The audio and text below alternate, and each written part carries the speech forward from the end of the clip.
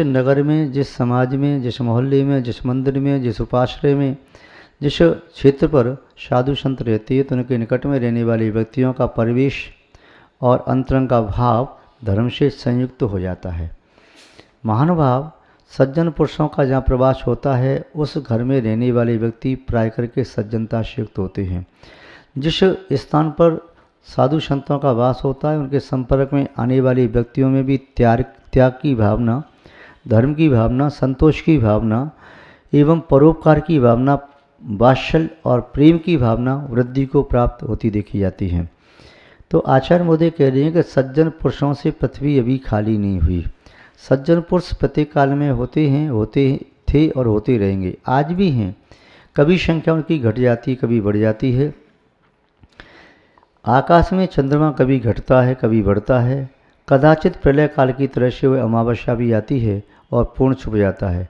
तो फिर कभी ऐसा भी होता है कि पूर्ण प्रभाव चंद्रमा का होता है, पूर्णमासी भी आती है जिसमें चंद्रमा पूरा दिखाई देता है।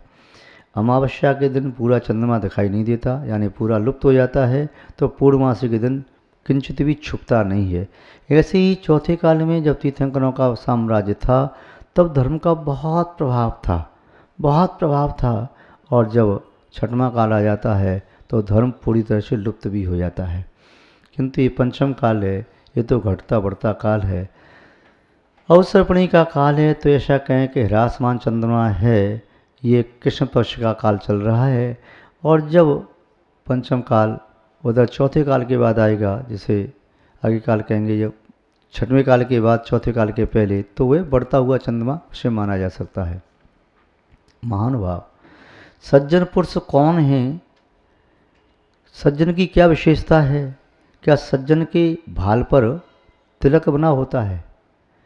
क्या सज्जन के भाल पर चंदन केसर का वह कोई निशान होता है?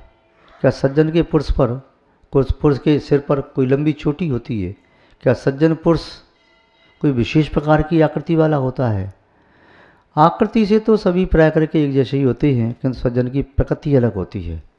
दुर्जन के सिर पर शींग नहीं होते और सज्जन के सिर पर ताज नहीं होता, किंतु उसके व्यवहार से ही मालूम चल जाता है कौन सज्जन है कौन दुर्जन है। फिर भी सज्जन की अनेक विशेषताओं में से 2-3 विशेषताएं यहाँ देखते हैं कि जो 3-4 विशेषताएं इसके अंदर हैं, तो कहा जा सकता है कि वह सज्जन है। क्या विशेषता है?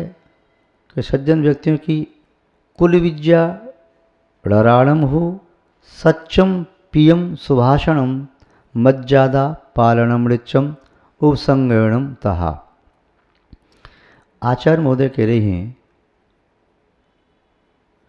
कि सज्जन वह है जो कुल विद्या का निर्वाह करता है। विद्याधरों में कुछ विद्याएं स्वयं पुरुषार्थ से सिद्ध की जाती हैं, कुछ विद्याएं कुल विद्याएं होती हैं जो उन्हें सहज में प्राप्त हो जाती हैं। तो सज्जन की ये तो कुल विद्याएं हैं, पुरुषार्थ के माध्यम से और भी अच्छी विद्याएं विशेषता प्राप्त करता है, वो अलग बात है। आचार्य महोदय यहाँ बता रहे हैं उनके अनुसार कि कुल विद्या सज्जन की कौन कौन सी होती है, तो बता रहे हैं कुल विद्या मनुष्यों की निश्चय से सच्चम पियम सुभाषणम। पहली कुल विद्या है सज्जन पुरुष मृत्यु जैसा भयंकर उपसर्ग संकट आने पर भी झूठ नहीं बोलता। ठीक है, प्राण जाते हैं तो चले जाएं, कोई बात नहीं, किंतु मैं बोलूँगा तो सत्य ही बोलूँगा। तो सज्जन पुरुष वह असत्य नहीं बोलता। सोना कितना भी गंदा हो जाए किंतु लोहा नहीं बन जाता, सोना सोना ही रहता है। मिश्री कैसी भी हो, गुड़ खांड शक्कर, किंतु ये नमक जैसा स्वाद नहीं देता है। वो पानी कितना भी गर्म हो फिर भी उसमें अग्नि को बुझाने का सामर्थ्य तो रहता ही है। कुल विद्या का पालन करने वाले सज्जन पुरुष सत्यवादी होते हैं। घट में प्राण आ जाएं, कंठ में प्राण आ जाएं, और चाहे प्राणों को व्यक्ति कोई अवैध दान भी दे दे, किंतु फिर भी उनके मुख से असत्य नहीं निकलेगा, सत्य ही बोलेंगे। दूसरी बात, सज्जनों का एक लक्षण और है, वे सत्य भी प्रिय रूप से बोलते हैं, अप्रिय सत्य नहीं बोलते। सत्य लोक व्यवहार के अनुकूल हो, सत्य आगम के अनुकूल हो, सत्य अपने पद मर्यादा और स्थान के अनुकूल हो, इस प्रकार ध्यान रखते हैं, तथा सुभाषणम यानी हितकारी बोलते हैं। सज्जनों का पहला विशेषण है कि वे सत्य बोलते हैं, प्रिय बोलते हैं और हितकारी बोलते हैं। फिजूल की बातें नहीं करते। सत्य भी हैं किंतु उसमें कोई सेंस नहीं है तो बात नहीं करते। और अप्रिय नहीं बोलते, हितकारी तो है किंतु कटुक शब्द है तो ऐसा कटुक भी नहीं बोलते। आपने कभी महापुरुषों का जीवन चरित्र पढ़ा हो शास्त्रों में, तीर्थंकर आदि का, तो उनका वार्तालाप सुनना, उसमें पढ़ना, तो ऐसे मिष्ट शब्द बोलते हैं, ऐसा लगता है, मन करता है कि बोलते रहें। कभी आपने देखा होगा, अभी ऐसे कोई सीरियल आदि बने महापुरुषों के, तो उनका व्यवहार देखना, श्री रामचंद्र जी का या किसी श्री कृष्ण जी का या भरत जी का या कोई भी, तो उनका व्यवहार जो आपस में चर्चा कर रही है, वार्तालाप करने का लहजा देखना, कैसे बोल रहे हैं, चेहरे पर इतनी सौम्यता है, बड़ी शांति है, और शब्द उतने ही कह रहे हैं जितने शब्दों से काम चल जाए, अनावश्यक नहीं, सारभूत, प्रिय, और इसके साथ साथ सत्य, झूठे भी नहीं, मिथ्या वचन बोल करके चापलूसी कर रहे हो। तो ये सज्जन पुरुष की कुल विद्या है, पहली कुल विद्या है जो वंशानुगत से प्राप्त होती है, माता पिता के संस्कार से प्राप्त होती है। ये अलग से सिखाई नहीं जाती स्कूल में, ये सहज ही उसे प्राप्त हो जाती है। और क्या है? मर्यादा पालनम ऋचम, वह नित्य ही मर्यादा का पालन करने वाला होता है। उसकी मर्यादा क्या है? कुलीन कन्याओं को कभी आपने असंगत, अमर्यादित, अशिष्ट रूप में वार्तालाप करते भी नहीं देखा होगा। वार्तालाप भी कभी करेंगी तो निगाह नीची करके, चलते फिरते नहीं, शांति से बैठ करके। या कुलीन लड़के भी होंगे तो उनका चर्चा करने का एक अलग ही लहजा होगा, क्या बोलना है, कितना बोलना है, कैसे बोलना है, क्या मर्यादा है। कार्य घर में सब होते हैं किंतु कौन सा कार्य कब करना है, कहाँ करना है, कैसे करना है, बालक बोलना जानता है, ऐसा नहीं जानता। लगभग साल भर का होता है या सवा साल, 1.5 साल, या उससे पहले वो बोलना थोड़ा थोड़ा सीख जाता है, और जैसे सीखता है बोलना, बोलता है। किंतु वह 50-60 साल का भी हो जाए तब भी वह जो बात अपनी माँ से कह पाता है, पिता से नहीं कह पाता, पिता के सामने आँख उठा के बात नहीं कर पाता। यानी ऐसे कुलीन बालक बालिकाएं देखी जिन्होंने जीवन में पिता से आँख उठा के बात नहीं की। ये मर्यादा है। यदि घर की कुलवधू है तो उसकी मर्यादा है, वह बात कहना है। अपने पति से ऐसा नहीं मौन रखती हूँ, बात करना है, किंतु कब करना है, कैसे करना है, किसके सामने करना है, कैसे बोलना है, कुलवधू की मर्यादा है। उसका पति है, अपनी पत्नी से प्रेम भी करता है, वार्तालाप करता है, किंतु कैसे, सब मर्यादा है। यदि ये मर्यादा न हो तो मनुष्य और पशुओं में क्या अंतर रहेगा? पशु भी प्रवृत्ति करते हैं, किंतु जो कुलीन पुरुष हैं, कुलीन कन्या हैं, उनकी मर्यादा अलग होती है। कन्याओं में विशेष रूप से लज्जा का अभाव रहता है। यदि कन्या में लज्जा नहीं रही तो कन्या वे हया जैसी प्रतीत होती है, और लज्जा से विहीन कन्या और शोभा को प्राप्त नहीं होती, मंगल नहीं मानी जाती। कन्या को मंगल माना है ना। कई पुत्रों को मानते हैं भैया तो देवपुत्र जैसे, राजकुमार जैसे, क्या सुंदर स्वरूप आया है, क्या व्यवहार है, इनके पास बैठे रहो, इनकी शब्द सुनते रहो, बड़ा अच्छा लगता है। तो कुल मर्यादा का पालन करने वाले सज्जन पुरुष होते हैं। उनका खाने का तरीका देखो, कैसे खा रहे हैं, पीने का तरीका देखो, बैठने का तरीका देखो, चलने का तरीका देखो, बोलने का तरीका देखो।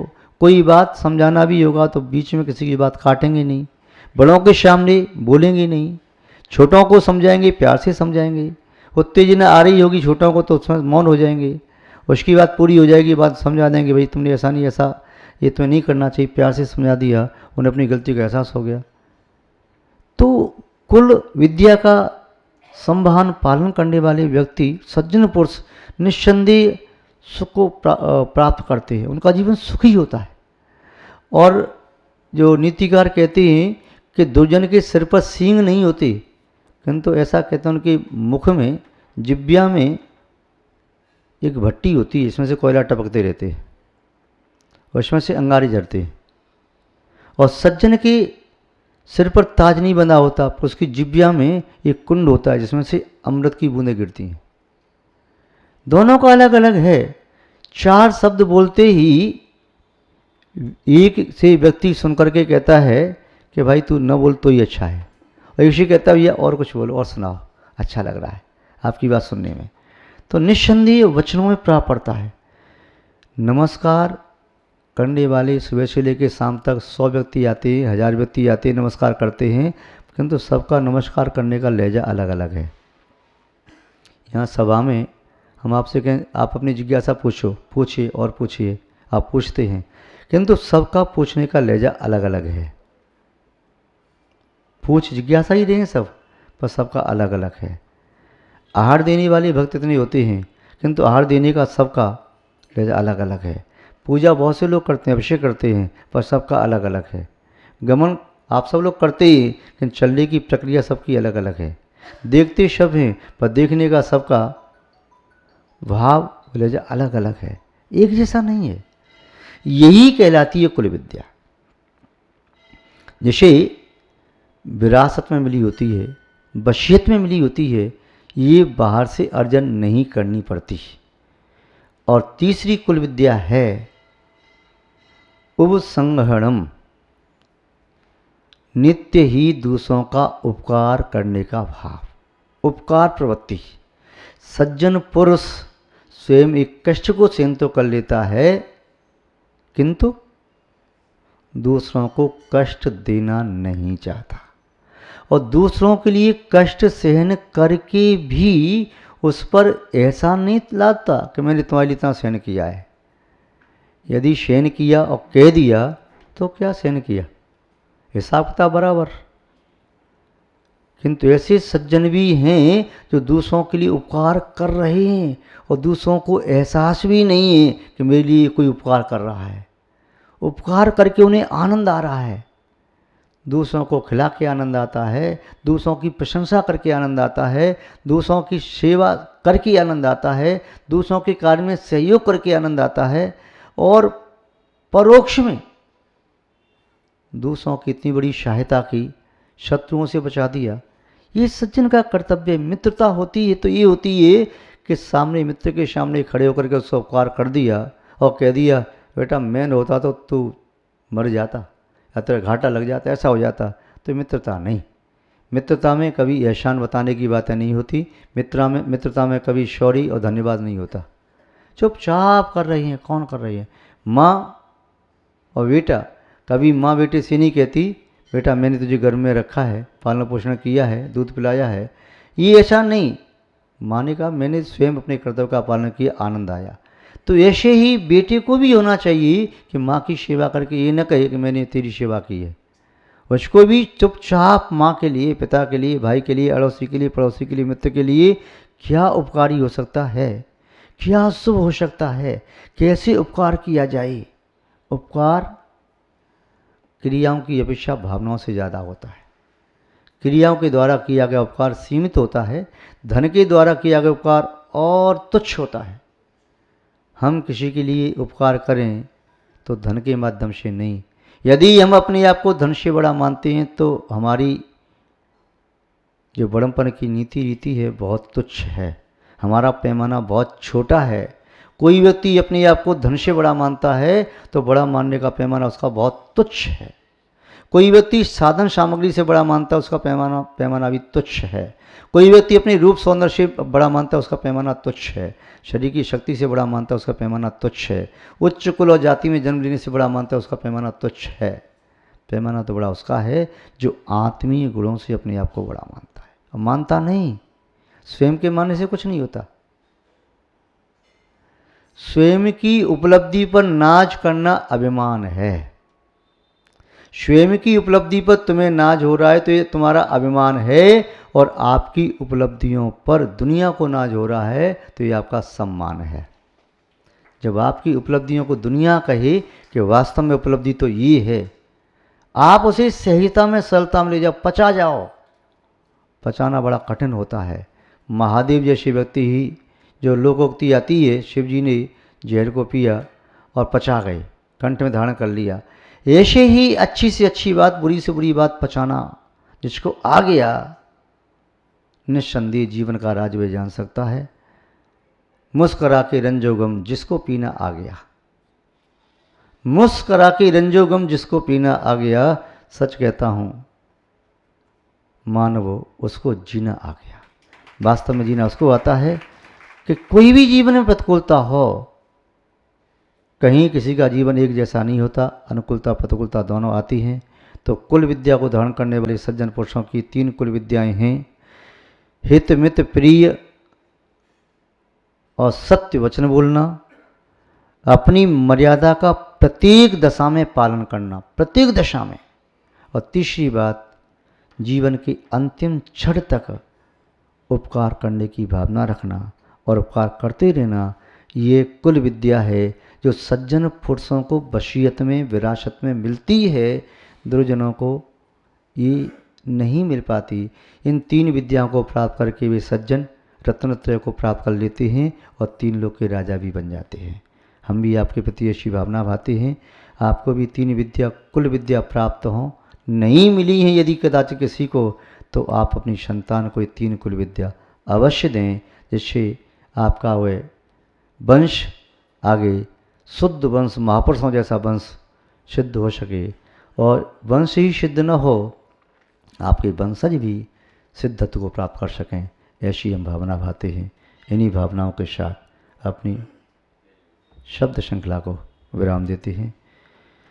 जय बोलिए श्री शांतिनाथ भगवान की, अहिंसामय विश्व धर्म की, परम पूज्य आचार्य गुरुदेव श्री विद्यानंद जी महाराज की, जैनम जयतु शासनम विश्व कल्याण कारकम।